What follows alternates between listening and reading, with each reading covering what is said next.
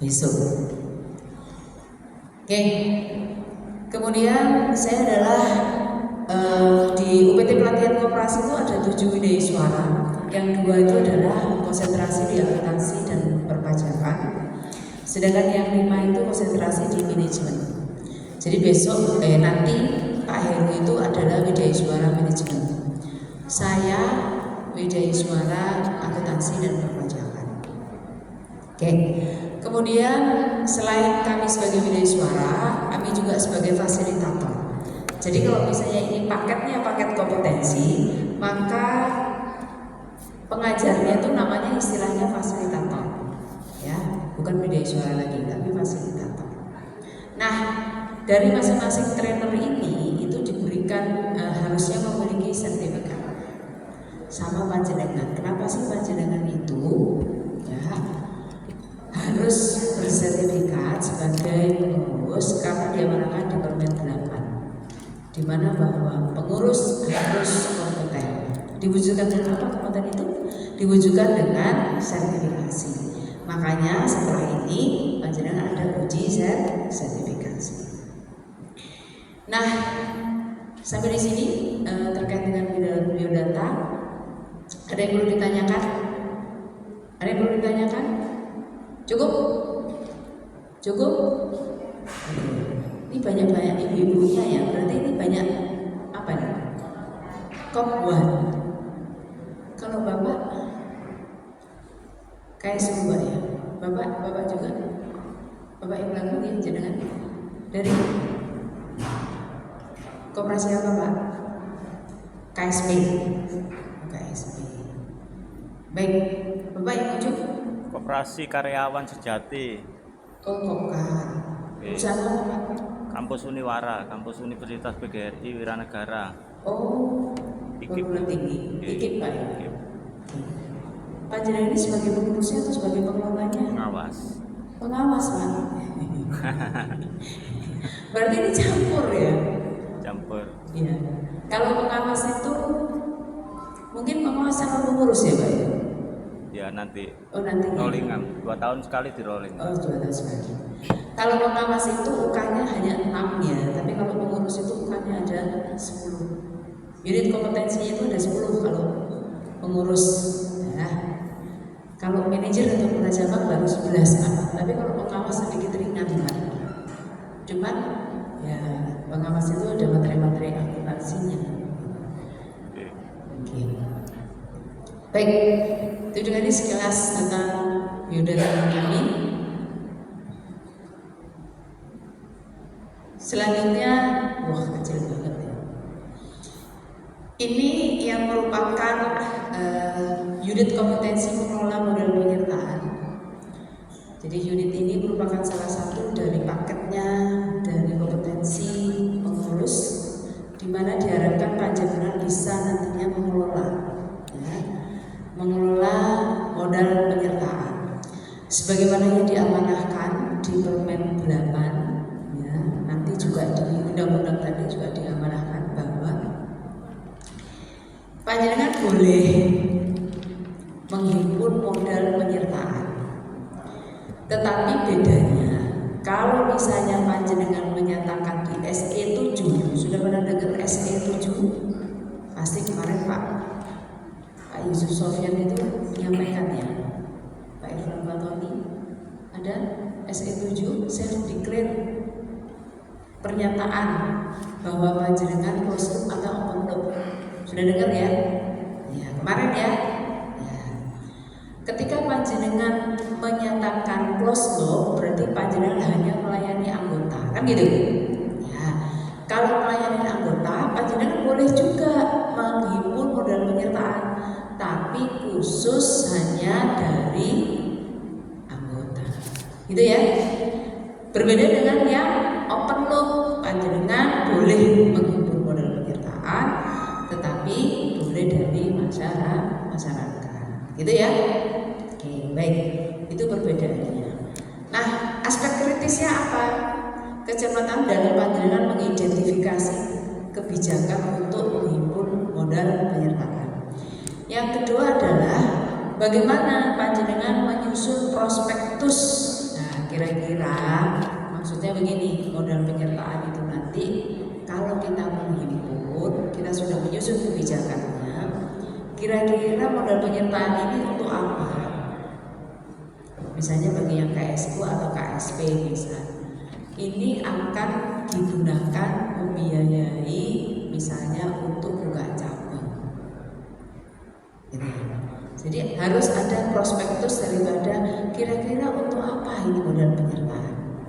Ya. Nah, modal penyertaan ini rawan ya, rawan sekali. Kenapa? Karena ini terkait dengan modal luar. Ya, terkait dengan modal. Berikut adalah kecermatan dalam melakukan estimasi aset tetap. Nah, kenapa kok estimasi aset tetap? Modal penyertaan ini sebenarnya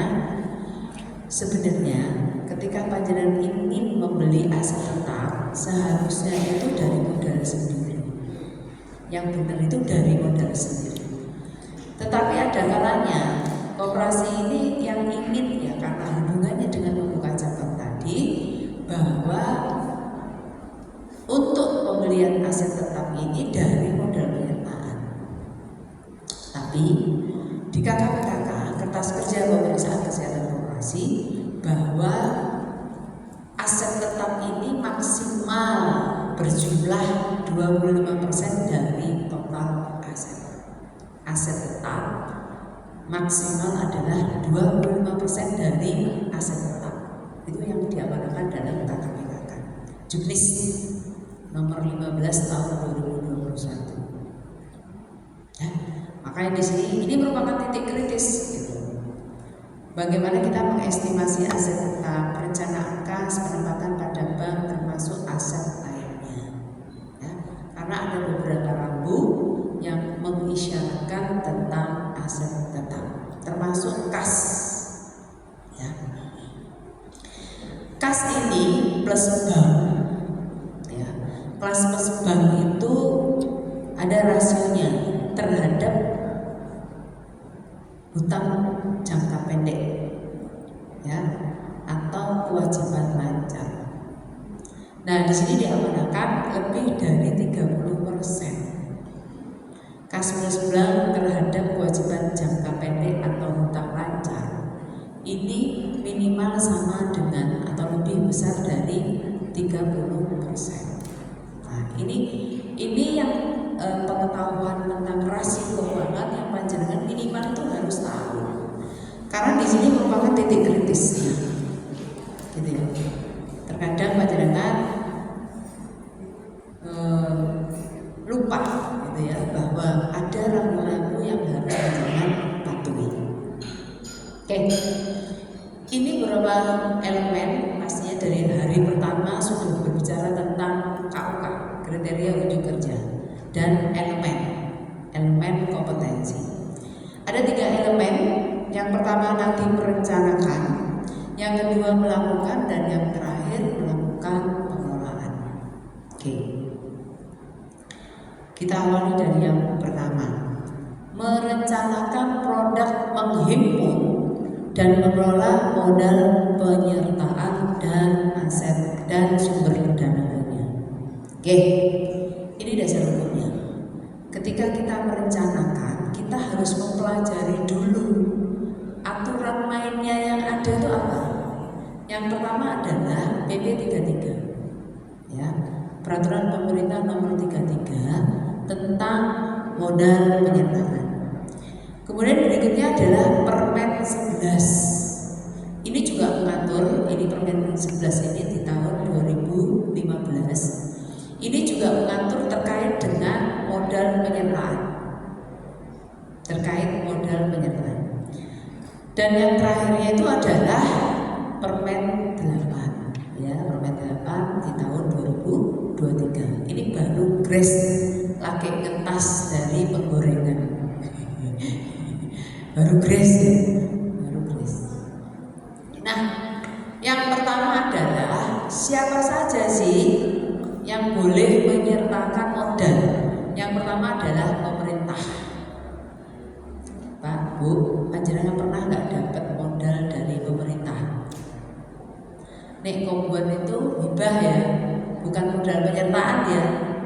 25.000 peng 2. Cuma 2 Bu. Padahal sampai 10 loh. Enggak dapat ya.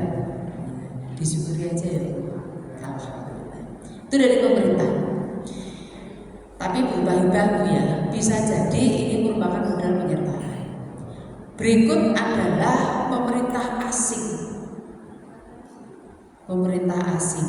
Bapak dan Ibu pernah dari pemerintah asing? Belum ya? Bapak pernah tumon? Nah, tumonnya apa ya? Pernah tahu ada kredit union? Pernah dengar nggak Pak kredit union? Koperasi CU kredit union pernah dengar? Nggak dengar ya? Ya. Kredit union ini adalah sejenis KSP Pak. Saya sedikit cerita nggak Bapak ya? Saya pernah ngajar di NTT, khusus koperasi kredit union ini menyelenggarakan diklat SKKNI bagi manajer atau kepala cabang. Kredit union ini sejenis KSP yang tadinya ya, menerima dana dari Belanda. Dana ini tadinya ini untuk syiar agama. Luar biasa ya, ternyata asing itu syiar agama itu sampai ke luar negeri. Tapi melalui itu tadi koperasi. Harapannya supaya duit ini tidak bisa dipertanggungjawabkan. Jadi untuk membantu kesejahteraan anggota melalui koperasi dari Belanda. Lantas karena ini merupakan uang yang pertamanya akadnya itu sebagai syiar agama, otomatis CU ini hanya merekrutmen anggota yang agamanya Nasrani. Ya, nah ini salah satu contoh dari pemerintah asing. Ada nggak? Nggak pernah dengerin? Iya, itu CU. Ya udah dibahas. Lantas Pak, seiring dengan berjalannya waktu, koperasi ini gak mungkin dong kalau cuma anggotanya dari Nasrani. Karena Nasrani itu adalah kaum minoritas di Indonesia kan gitu. Sekarang sudah berkembang, sudah mulai merekrutmen anggota yang Muslim. Ya, jadi seperti itu Pak. Ini yang kemudian dikatakan dari mana sumbernya, dari pemerintah asing. Sering ya, sering. Lantas misalnya ada beberapa lagi negara asing dari Eropa biasanya itu memberikan dana. Ya, dana itu untuk biasanya untuk lingkungan.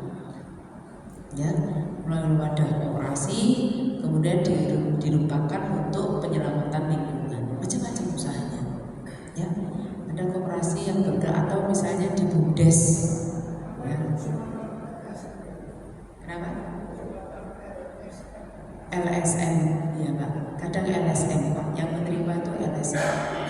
Tapi bisa juga BUMDes Pak. Badan Usaha Milik Desa itu juga dia bergerak di lingkungan. Apa itu contohnya? Pengolahan sampah. Ya, dari pihak asing itu sangat getol di dalam pembiayaan hal-hal yang seperti itu. Karena ini berpengaruh terhadap iklim dunia Pak. Sehingga dia terlalu peduli. Sangat peduli. Nah, ini contoh-contoh dari bagaimana pihak asing itu ikut mendukung dari program kita. Oke. Nah, kemudian berikutnya adalah anggota, pasti ya, karena itu merupakan kewajiban atau hutang anggota, bersumber dari anggota diperuntukkan untuk modal penyertaan. Yang kedua adalah masyarakat. Nah, ini ketika panjenengan menyatakan self-declare tadi sebagai pemeluk, maka panjenengan boleh menghimpun modal penyertaan itu dari masyarakat.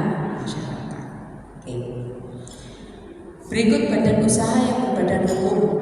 Bapak dan Ibu tidak menutup kemungkinan, misalnya ketika panjenengan bermitra dengan sesama koperasi, artinya koperasi ini juga berbadan hukum. Boleh ya? boleh. Saya sedikit cerita. Ada sebuah koperasi sekunder. Ada sebuah koperasi sekunder wanita. Lantas dia ini perputarannya uangnya itu cepat sekali, sehingga dia butuh modal. Butuh modal, dia menghimpun dana juga termasuk dari badan hukum lain. Berarti koperasi boleh dong, ya enggak? Iya. Kebetulan koperasi tadi bermitra. Koperasi tadi yang sekundernya wanita, jadi ini kebalikannya ya, menyertakan modalnya ke KSP. Suatu saat ternyata uang tadi dibawa lari oleh pengelola koperasinya. Situasi di koperasi tersebut atau keputusan dari dia bermitra ini merupakan kebijakan dari pengurus tanpa meminta persetujuan rapat anggota. Dalam hal ini tanpa meminta persetujuan anggota. Ketika terjadi gagal bayar, uangnya dibawa lari oleh KSP, terjadilah resiko. Pertanyaannya, risiko ini ditanggung oleh pengurus atau ditanggung oleh koperasi, dalam hal ini anggota? Siapa yang tanggung risiko?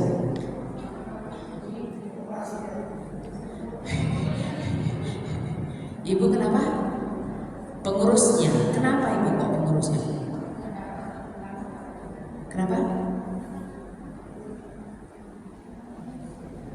Belum menyampaikan ke anggota, belum meminta persetujuan kepada anggota. Yang lain,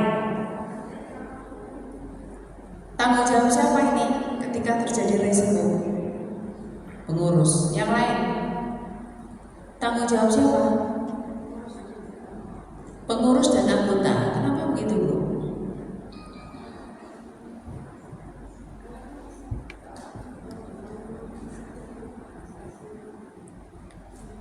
Karena dalam satu lingkup organisasi koperasi itu, padahal pengurus tadi belum meminta persetujuan kepada anggota.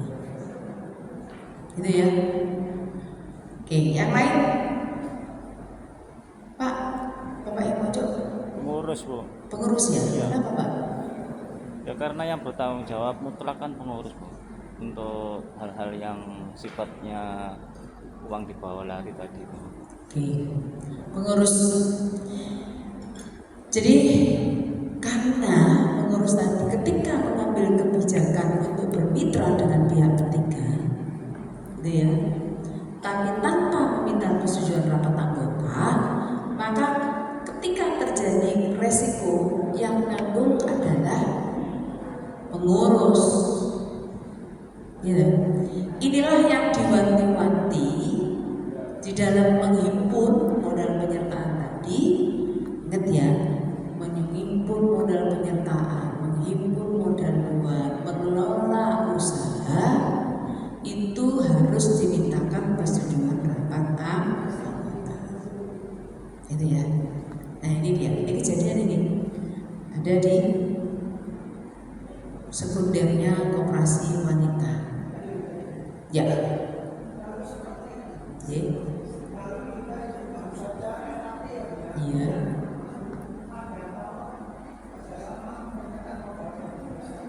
Ya. Ya, monggo Pak. Biasanya RAT yang dipertanggungjawabkan itu adalah TP Desember Pak ya. Tahun buku misalnya nanti Pak. Desember 2023. Kemudian pada saat RAT panjangnya sekaligus gitu ya, memutuskan atau menyampaikan programnya pengurus ingin menghimpun dana dari luar ya, melalui modal penyertaan misalnya. Nah ini harus dimintakan persetujuan, dan anggota itu tidak hanya sekedar mengiyakan Pak ya. Pastinya kalau TP 23 berarti ke depan di TP 2024 berarti mulai berjalan. Makanya diusahakan kalau bisa RAT itu di awal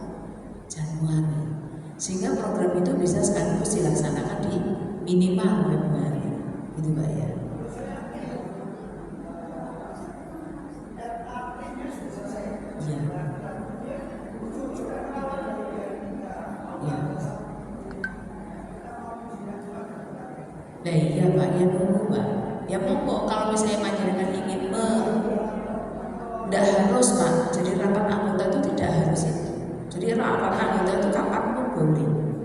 Nah ini memang didukung dengan anggarannya panjenengan. Oh enggak, masuk rapat kok garingan. Iya toh. Ya minimal kan minum toh ya. Jadi tidak harus menunggu itu Pak. Nah inilah kelemahan dari demokrasi. Ketika kita ini akan memutuskan suatu keputusan, karena ini si pemilik koperasi ini adalah anggota, pasti kita meminta persetujuan anggota. Sama Pak perusahaan kan gitu. Sing duit itu, sing punya uang itu kan komisaris Pak. Kan pasti kita juga minimal rapat komisaris. Cuma bedanya di koperasi itu komisaris yang wakeh, ya kan? Kalau di perusahaan enggak, kan gitu Pak. Itu bedanya. Tetap Pak, kapanpun Pak kita bisa orang sampai di RAT, gitu Pak ya. RAT itu sebenarnya merupakan apa ya istilah ajang untuk pertanggungjawaban Pak. Ya memang harusnya setelah tutup buku baru disusun LPJ-nya, baru dipertanggungjawabkan, kan gitu Pak. Beda kegiatan. Tapi kalau misalnya panjenengan ada suatu event atau kegiatan tertentu mendukung, harus ini segera. Oke, itu dia. Kemudian badan usaha yang tidak berbadan hukum, apa itu firma, ya, kemudian CV, kemudian badan hukum yang lainnya, misalnya LSM tadi ya Pak ya. Oke, ternyata saya punya saudara Pak, beliau lulusan dari hubungan internasional UGM, luar biasa. Dia kerja di LSM, ternyata dana mengalir dari Eropa itu luar biasa. Tapi misinya adalah misi lingkungan. Lantas karena dia pintar bahasa Inggris, dia harus mempertanggungjawabkan tadi anggaran tadi ke si pemberi.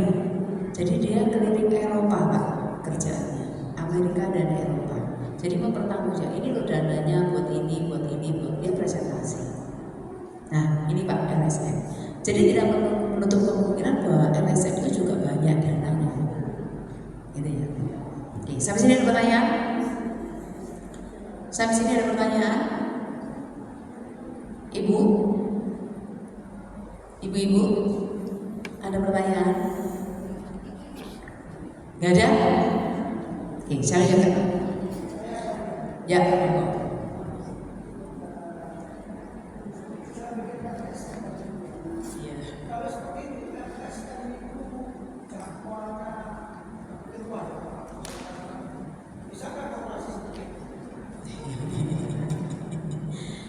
tidak Pak?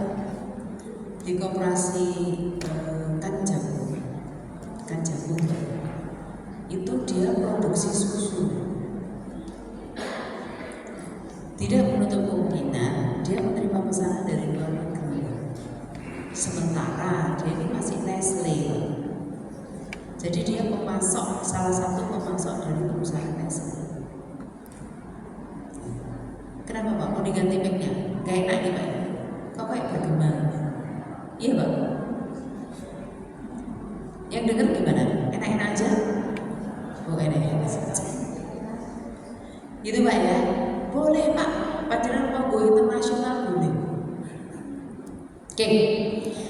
Berikut ini ketentuan penting terkait dengan modal penyertaan. Yang pertama adalah penempatan modal penyertaan pada koperasi diatur di dalam ADART-nya. Panjenengan harus bunyi bahwa ya, penempatan modal penyertaan itu harus ada di klausul di anggaran dasar. Nah ini yang jarang ada.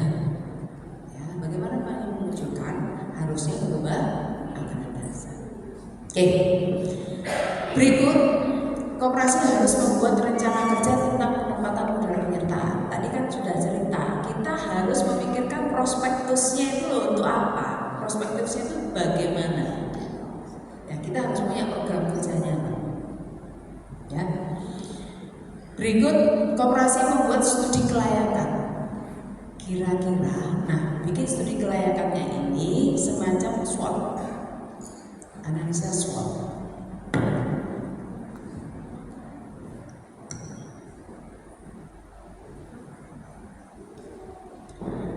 Jadi yang pertama, S yang pertama adalah strength. Strength itu adalah kekuatan.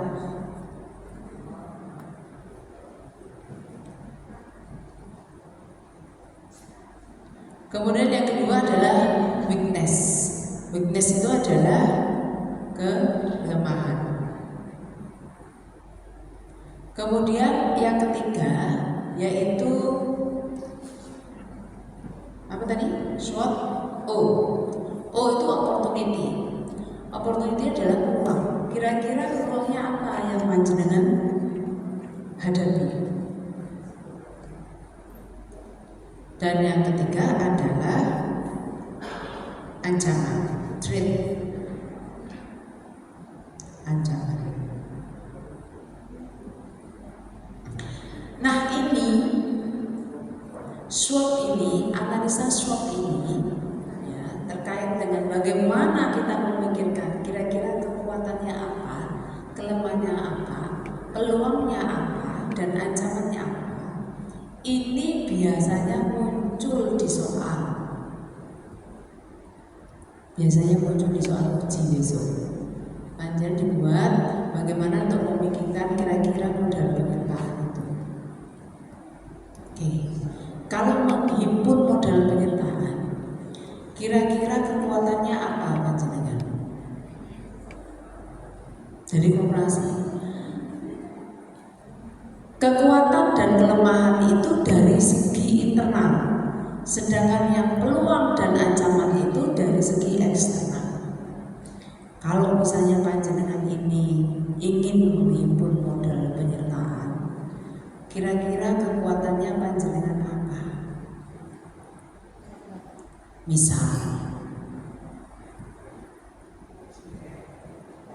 Misalnya itu namanya peluang, Pak. Itu peluang. Andai panjenengan ingin modal penyertaan itu dalam rangka mengumpulkan modal. Pemumpukan modal dalam rangka misalnya memenuhi akan kebutuhan anggota yang menunjukkan, gitu Pak ya. Sementara panjenengan ini modalnya masih kecil, misalnya. Maka ketika berbicara modal kita masih kecil dari segi internal, ini merupakan kekurangannya kita. Ya, ini merupakan kekurangannya kita. Modal kecil. Oke. Lantas kekuatannya kita apa? Kalau berbicara banyaknya anggota yang mengajukan plafon pinjaman, tadi Pak ya, akan tetapi tidak di backup dengan permodalan kita, ini peluang Pak. Peluang tidak? Peluang.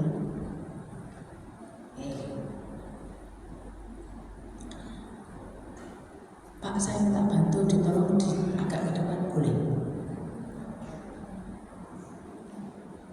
Biar kelihatan, biar gak terlalu jauh.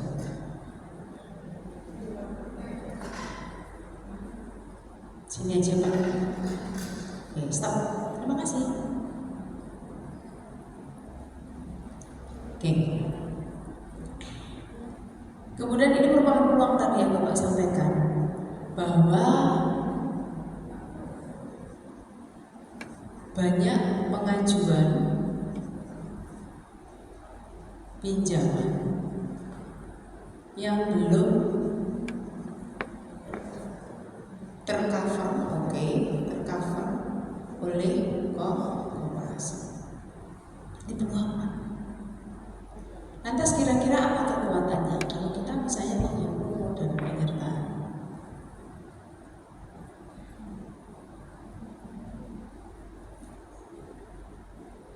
Tingkat suku bunga kompetitif, betul? Betul? Oke, kayak di koperasi kami. Koperasi kami itu lendingnya, kenapa ya tiba-tiba?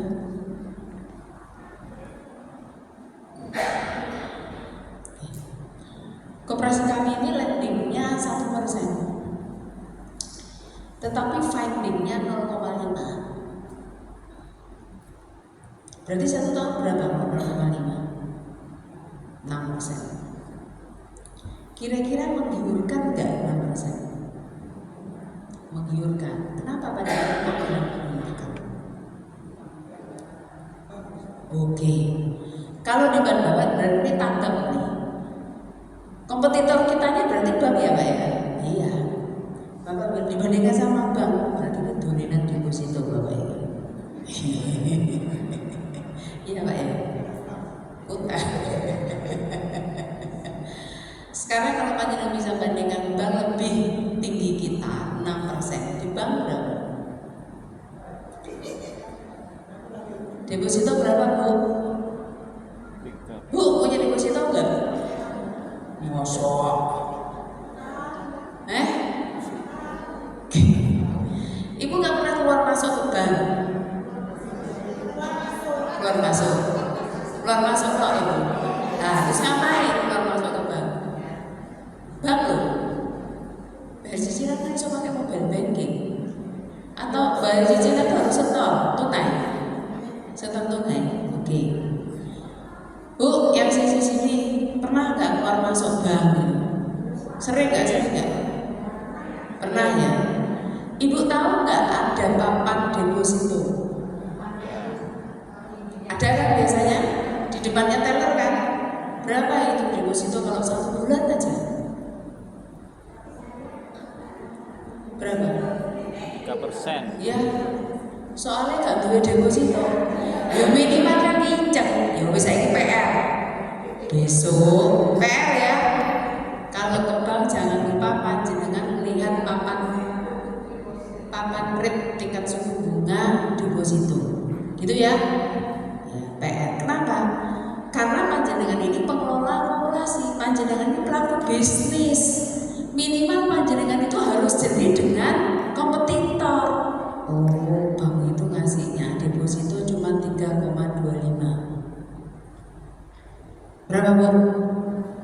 Cuma 3,25. Sedangkan di koperasi kami 6%. Ini merupakan kekuatan enggak? Ini merupakan kekuatan, kelebihannya kita.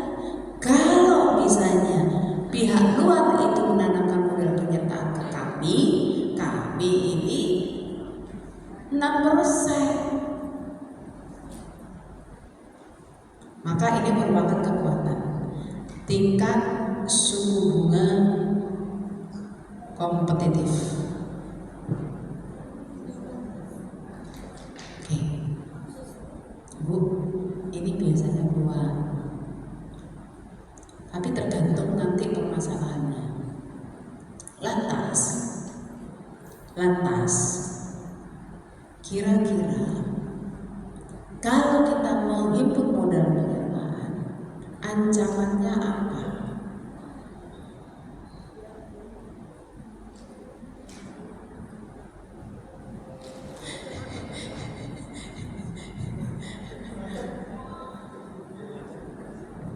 Kredit macet Pak?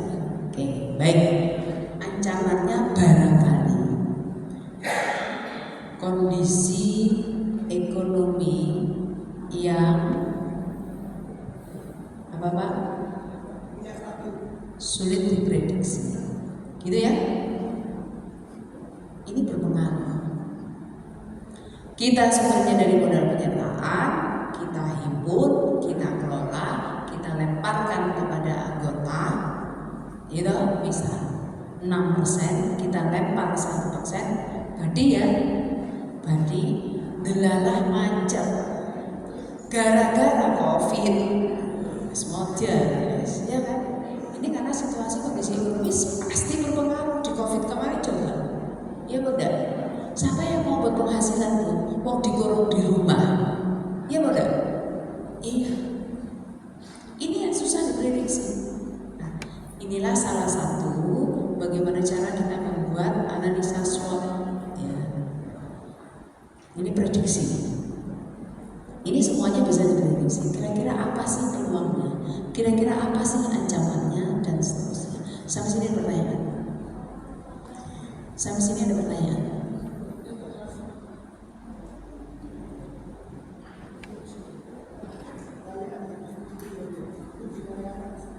Iya. Kalau sudut layanan beda Mbak. Nanti kira-kira ini hanya berbicara bagaimana kita merencanakan. Ya, bagaimana kita merencanakan. Tadi kan pertama di UK pertama kan merencanakan. Ini Mbak. Merencanakan produk penghimpunan dan pengelolaan modal, penyertaan dan sumber dana lain. Ya. Kita ini harus punya rencana, ya perencanaan. Oke. Saya hanya salah satunya mencontohkan. Ini ya. Kemudian keputusan penempatan modal itu harus disetujui rapat anggota, pasti. Tadi sudah kita bahas. Berikut modal penyertaan dicatat oleh koperasi sebagai hutang, ya, dicatat sebagai hutang. Jadi bukan merupakan modal sendiri. Ini kalau di neraca,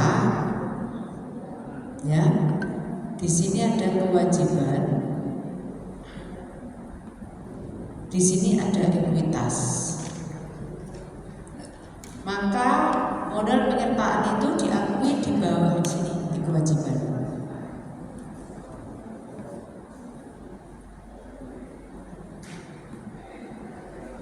Oke. Sebagai utang atau kewajiban. Berikut modal penyertaan sesuai dengan perjanjiannya akan dikembalikan kepada pemodal berdasarkan kesepakatan. Ya, kapan terakhir itu kontraknya itu kapan? Ya miriplah dengan deposito, gitu ya. Mirip sekali. Cuma kita tidak boleh pakai bahasa deposito. Kita bolehnya simpanan berjangka. Kalau modal penyertaan, kalau simpanannya berjangka tadi beda. Anggota atau non-anggota ya, anggota itu menyerahkan dari simpanan berjangka tadi.